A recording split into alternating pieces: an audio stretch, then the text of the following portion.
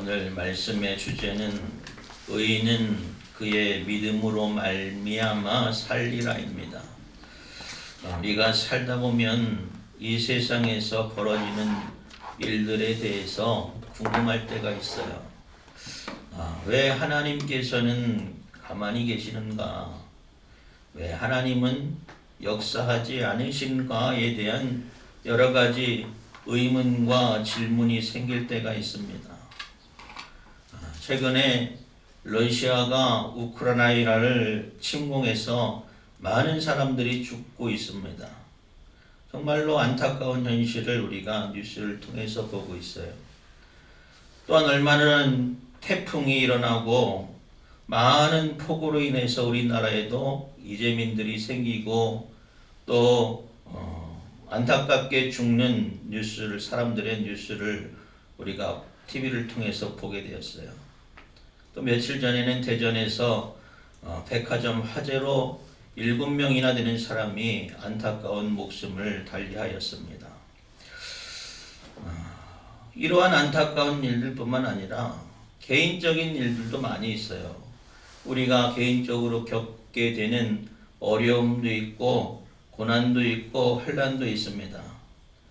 나와 가족들이 병들게 되었을 때에 또 한 해 동안 열심히 피땀 흘려가면서 농사를 지었는데 가뭄이 들거나 또 장마, 태풍 등으로 인해서 농사가 망치게 되었을 때 우리는 도대체 하나님, 좋으신 하나님이신데, 선하신 하나님이신데 왜 우리의 현실 앞에서 이러한 고난이 생기고 또 문제가 생기는지에 대해서 의문을 갖거나 또 어떨 때는 원망스러운 마음을 갖게 될 때가 있습니다.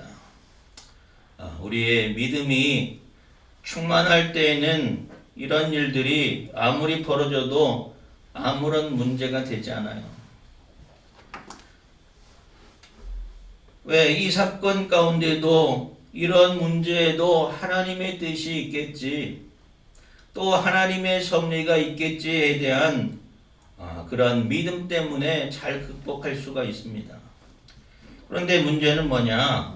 언제나 우리의 믿음이 충만하지 않다는 것이에요. 우리가 믿음이 충만할 때는 은혜 받았을 때 잠깐이고 대부분의 시간이 믿음이 없거나 또 믿음과는 상관없는 모습으로 우리가 살아갈 때가 너무나 많다는 것입니다. 이러한 모습은 우리가 준비되지 않은 신앙의 모습이에요. 또 문제는 우리가 준비되지 않았을 때에 사단은 그 틈을 노리고 우리에게 다가온다는 것입니다. 여러분, 사단에게 틈을 내주지 않도록 주의하는 여러분 되시기 바랍니다. 우리가 그렇게 하기 위해서는 날마다 회개함으로 하나님께 나아가는 믿음이 있어야 돼요. 또 날마다 하나님의 은혜 가운데 거할 수 있는 삶을 살아야 합니다. 그래서 예수님은 마가복음 14장 38절에 시험에 들지 않게 깨어있어 기도하라. 마음에는 원이로되 육신이 약하도다 하시고라고 말씀하고 있어요. 시험에 들지 않게 깨어 기도하라. 우리가 마음으로는 하나님 사랑합니다, 하나님 신뢰합니다, 하나님 믿습니다 하지만은 우리의 육신의 연약함으로 인하여, 우리의 믿음의 연약함으로 인하여 우리가 시험에 들 수 있다는 것이에요. 우리의 영으로 깨어 기도하지 않으면, 깨어 있지 않으면, 우리가 거듭남의 은혜 가운데 있지 않으면 우리는 언제든지 시험에 들 수가 있어요. 우리가 기도와 말씀으로 영이신 하나님과 교통하지 아니하면 사단은 그 틈을 노리고 우리를 공격하기 때문에 늘 우리의 영이 하나님께 열려 있어야 하는 줄 믿으시기 바랍니다. 사랑하는 여러분, 내 마음이 흔들리고 또 불평과 원망과 죽을 것 같은 고통 가운데 있을 때에 나를 위해 십자가여 달려서 죽으신 예수 그리스도를 기억하시고 주님께 더 가까이 나아가는 여러분 되시기를 주님의 이름으로 축원합니다. 시편 145편 18절에 여호와께서는 자기에게 간구하는 모든 자 곧 진실하게 간구하는 모든 자에게 가까이 하시는도다 라고 말씀하고 있습니다. 주님께 가까이 나오는 여러분 되시기 바랍니다. 주님께 가까이 나와서 나의 모든 고통과 또 나의 모든 문제를 주님 앞에 토설하면 사랑과 은혜가 풍성하신 하나님께서 우리에게 위로와 평강과 은혜로 함께 하실 것을 믿는 여러분 되시기 바랍니다. 나의 모든 문제, 고통을 주님께 맡겨드림으로 주님의 평강과 기쁨을 누리게 되는 여러분 되시기를 주님의 이름으로 축원합니다. 오늘 하박국 2장을 보면 하박국 선지자가 하나님께 인생과 또 세상의 문제를 내어놓고 하나님께 질문하는 것이에요. 그리고 그 질문한 것에 대해서 하나님의 응답을 기다리고 있습니다. 하박국 1장을 보면 하박국이 하나님께 질문을 합니다. 하나님께서 불의한 세상 가운데 이 악한 세상을 왜 하나님 가만히 두십니까? 하고 질문하고 있는 것이에요. 또 이 세상이 불의하고 악하다 보니까 말씀을 따라 살려는 의로운 사람들이 오히려 손해를 보고 핍박을 당하고 있는 이 현실에 대해서 하나님 왜 가만히 계십니까? 라고 묻고 있는 것이에요.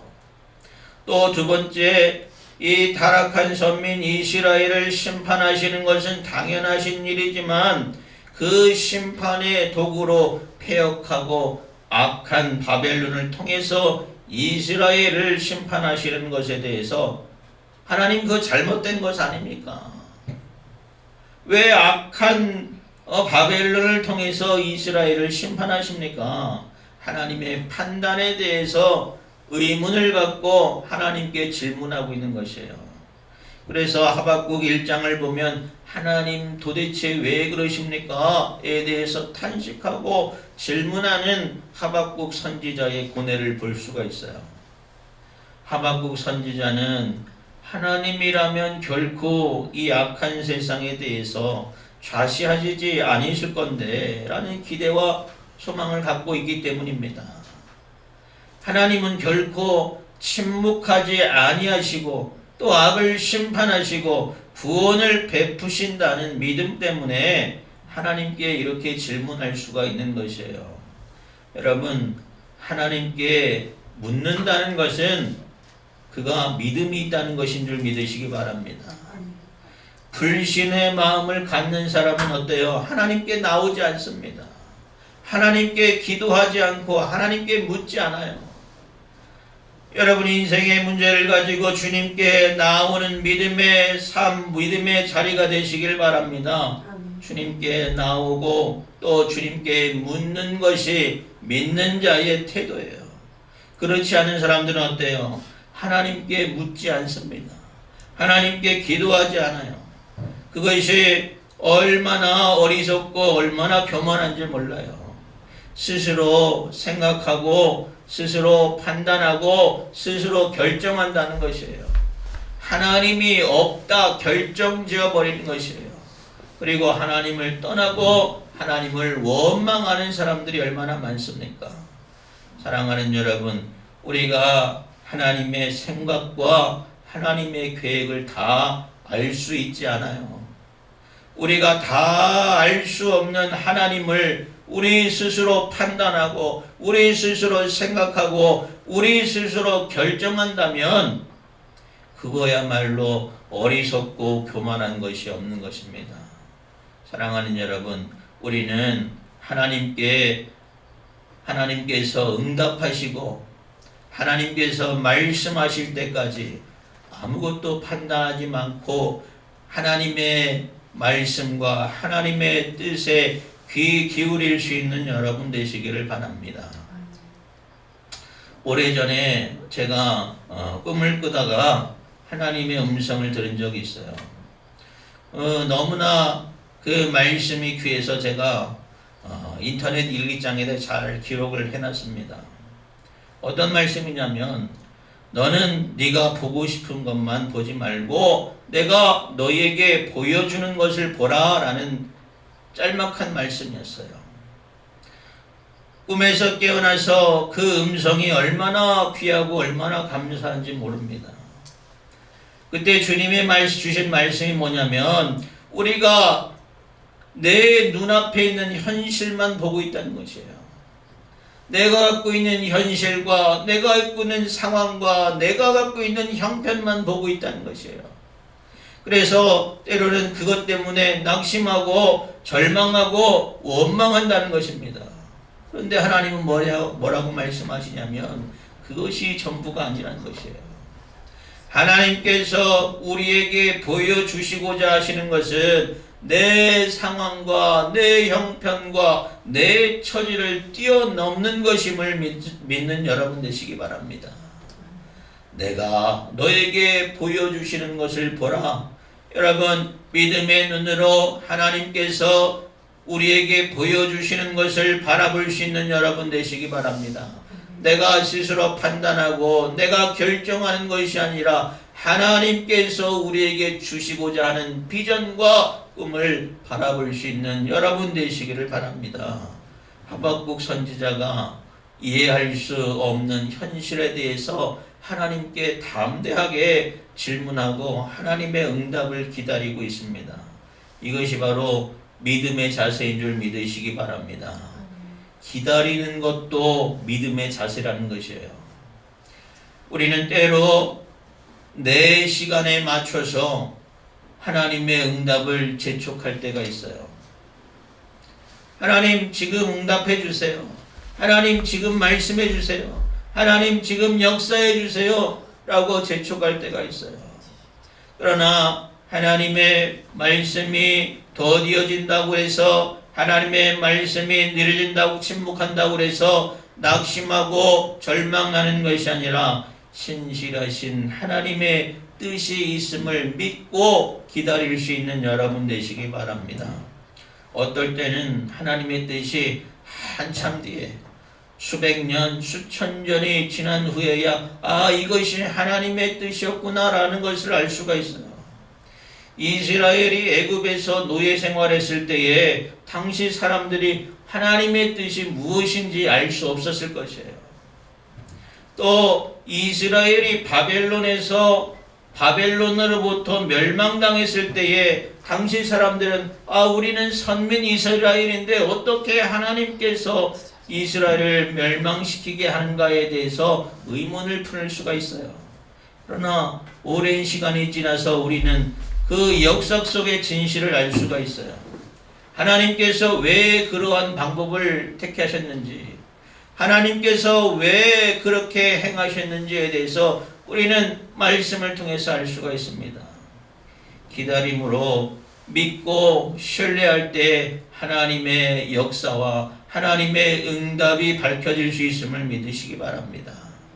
2장 1절에 보면 내가 파수하는 곳에 서며 성루에 서리라. 그가 내게 무엇이라 말씀하실는지 기다리고 바라보며 나의 질문에 대하여 어떻게 대답하실는지 보리라 하였더니 라고 했어요. 하박국 선지자가 그가 내게 무엇이라 말씀하실는지 기다리고 바라본다고 그랬어요. 뭡니까? 이것이 바로 하박국의 믿음이에요. 내게 무엇이란 말씀하실는지 기다리고 바라본다는 거예요. 사랑하는 여러분, 하박국 선지자가 1장에서 왜 하나님께서는 침묵하시는가에 대해서 담대하게 물었어요. 불신해서 물은 것이 아닙니다. 이것이 하나님 이 말씀을 통해서 알 수가 있어요. 우리가 하나님의 뜻을 알 수 없을 때 하박국처럼 기도함으로 하나님께 묻고 신실하고 좋으신 하나님께서 응답하실 때까지 기다리는 믿음이 있어야 하는 줄 믿으시기 바랍니다. 믿음은 한마디로 뭐예요? 인내하는 것이에요. 히브리서 10장 36절에 너희에게 인내가 필요함은 너희가 하나님의 뜻을 행한 후에 약속을 받기 위함이다 라고 말씀하고 있어요. 인내한다는 건 뭡니까? 포기하지 않는다는 거예요. 왜 포기하지 않습니까? 하나님의 약속이 있기 때문에, 하나님이 우리의 소망이기 때문에 포기하지 않는 거예요. 끝까지 참아내는 것이에요. 그것이 바로 믿음인 줄 믿으시기 바랍니다. 어떤 사람은 기도하다가 포기해요. 어떤 사람은 기도하지 않고 포기해요. 그리고 절망해요. 낙심해요. 원망해요. 그것이 믿음이 아니라는 것이에요. 끊임없이 기도하고 응답하실 때까지 기도하고 역사할 때까지 기도하는 것이 바로 믿음인 줄 믿으시기 바랍니다. 하나님은 약속을 성취하시는 좋으신 하나님이심을 믿고 인내하고 참아냄으로 승리를 이뤄낼 수 있는 여러분 되시기를 바랍니다. 오늘 하박국 선지자가 어디에 있어요? 내가 파수하는 곳 서며 또 성루에 서리라 라고 말씀하고 있습니다. 파수한다는 것은 지킨다는 것입니다. 성루는 성벽 위를 말해요. 성벽 위에서 지킨다는 것이에요. 문자적으로 이해한다면 마치 성벽 위에서 적군의 침입을 경계하는 것처럼 묘사하고 있습니다. 이 말씀은 이 하박국이 자신이 선지자로서의 사명을 감당하고 있다는 것이에요. 선지자로서 영적인 분별력을 가지고 악한 영에 대하여 경계하면서 하나님의 뜻을 전달하는 전달자로서 하나님 말씀 앞에서 깨어 있겠다는 것이에요. 영적인 최전방에서 내가 깨어서 보겠습니다. 하나님 무엇이라 말씀하실지 제가 기다리겠습니다. 제가 바라보겠습니다. 라고 지금 하박국 선지자는 이야기하고 있는 것입니다. 하나님의 응답, 하나님의 말씀을 듣고 깨닫기 위해 기다리며 영적인 경각심을 갖고 깨어있게 있다는 것이에요. 사랑하는 여러분, 우리가 파수꾼으로서 영적인 전쟁에 임하는 하박국 선지자를 본받아야 하는 것을 믿으시기 바랍니다. 전쟁터에서 파수꾼이 잠을 자면 어떻게 돼요? 적들이 침입하고 대처하지 못하고 결국은 망하게 되어 있어요.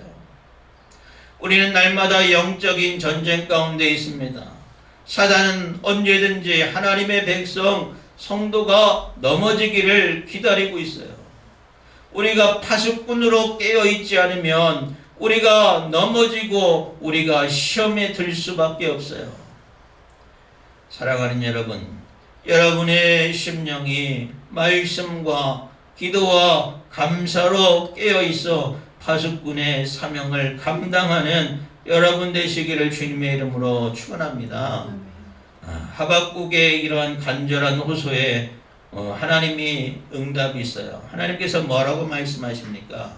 첫 번째는 너는 이 묵시를 기록하여 판에 명백히 새기되 달려가면서도 읽을 수 있게 하라라고 2절에 말씀하고 있습니다.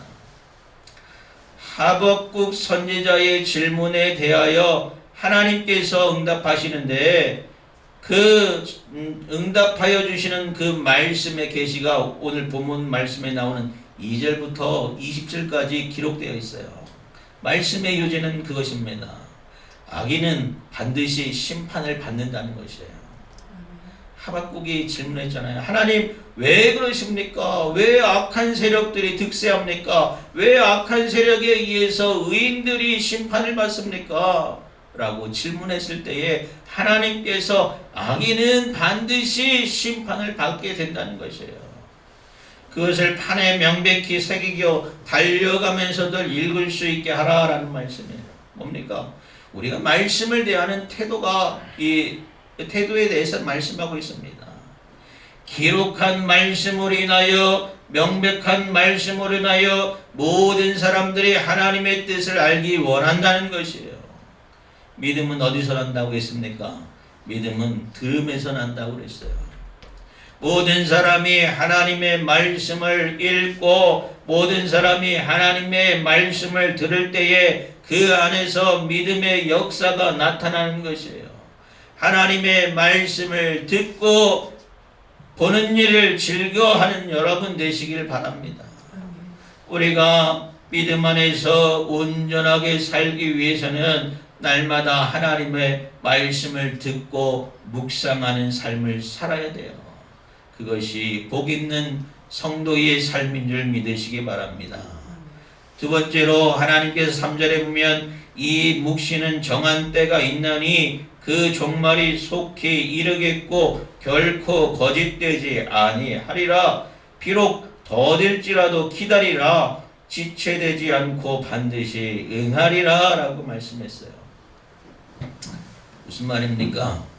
하나님이 말씀이 이루어지는 정하신 때가 있다는 것이에요.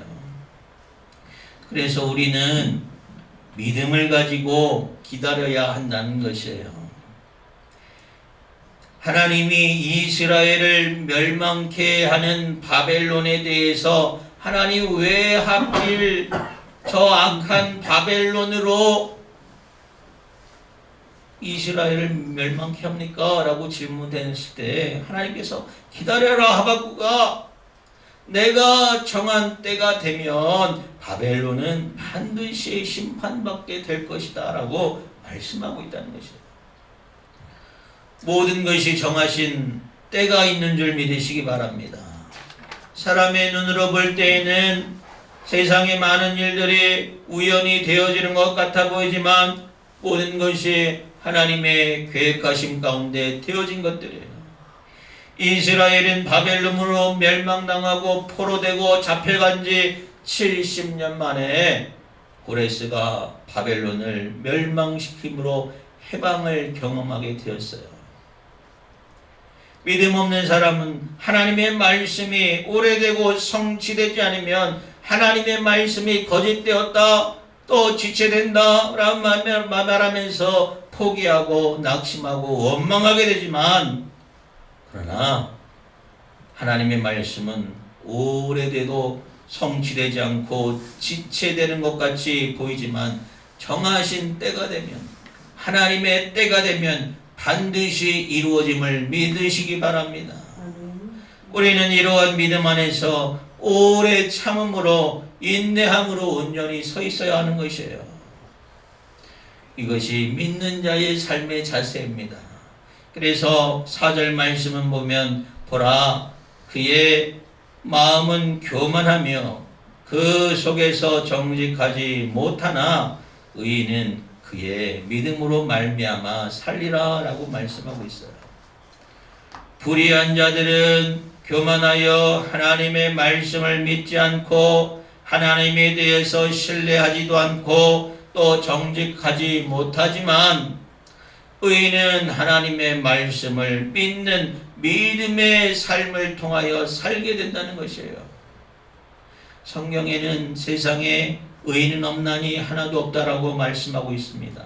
그러나 하나님께서는 말씀을 믿는 자, 그 믿음에 근거한 삶을 살아가는 자를 의인이라고 불러주셨어요.